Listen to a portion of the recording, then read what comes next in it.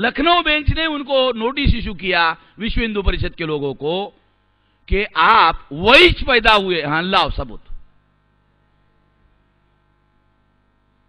तो वो 2 दिन तक हरिद्वार में विश्व हिंदू परिषद के केंद्रीय मार्गदर्शक मंडल की मीटिंग हुई, ऐसा नोटिस इशू होने के बाद।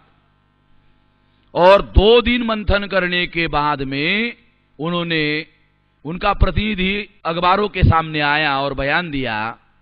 क्या बयान दिया?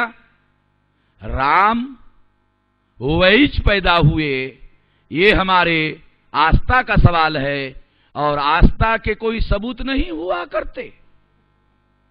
मेरा बयान नहीं है, विश्व हिंदू परिषद के लोगों का बयान। क्या कहा? कि राम वही पैदा हुए, ये हमारे आस्था का सवाल है और आस्था के सबूत नहीं हुआ करते।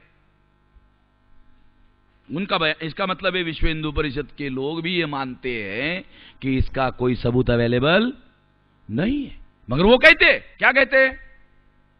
वो कहते हैं कि वो जो 10x10 का बाबरी मस्जिद में 10x10 का जो मेन गुंबद है, उसका जो 10x10 का एरिया है, वही राम पैदा हुए। ये जो विश्व हिंदू परिषद के लोग क्या कह रहे हैं? वही पैदा हुए। मेरा कहना है वही पैदा हुए। अरे जब राम जन्म ले रहे थे तो तुम सुईन का काम करने के लिए वहां खड़े थे क्या? मेरा ये सवाल है।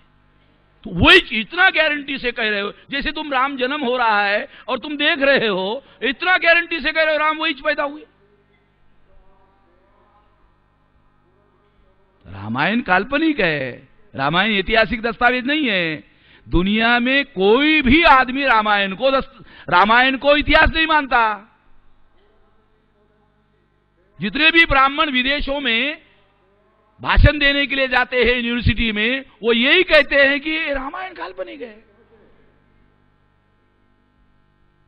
बृहदत्त की हत्या करने वाला जो पुष्यमित्र शुंग था, उसके दरबार में वाल्मीकि राजकवि थे और वाल्मीकि ने पुष्यमित्र शुंग को सामने रखकर रामायण लिखा।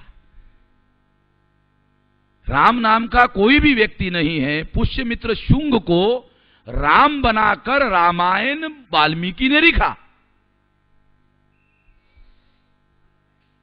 जिस तरह से विक्रमादित्य के दरबार में कालिदास राजकवि थे और विक्रमादित्य को सामने रखकर कालिदास ने संस्कृत काव्य लिखा, उसी तरह से वाल्मीकि पुष्यमित्र शुंग, जो बृहदत्त, जो सम्राट अशोक का पंतु था, उसकी हत्या किया और हत्या करने के बाद में पाटलिपुत्र में हत्या किया। हत्या करने के बाद में वहां से उसने अपनी राजधानी पाटना से चलकर, पाटना से वाराणसी आया, वाराणसी सुल्तानपुर आया, सुल्तानपुर से फैजाबाद आया, फैजाबाद में और जहां राजधानी बनाया उसे अयोध्या घोषित किया। अयोध्या में राजधानी नहीं बनाया, राजधानी बनाया उस जगह को कहा अयोध्या। अयोध्या, युद्ध किए बगैर जिस राजधानी को बनाया वो अयोध्या।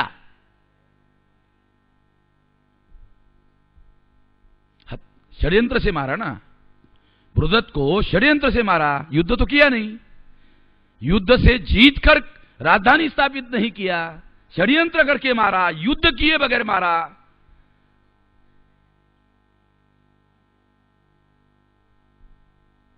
इसलिए राम के जन्म का कोई तारीख का पता नहीं है।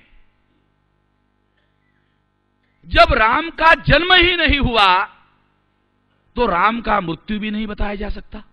इसलिए उन्होंने क्या कहा कि वो जो नदी है वहां, कौन सी भाई?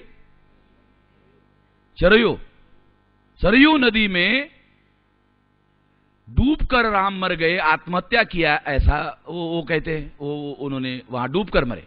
अब इतना महान आदमी डूबकर मर गया, इतना ऐसे ही मर गया डूबकर, उसको तैरना भी नहीं आता था, इतना महान आदमी।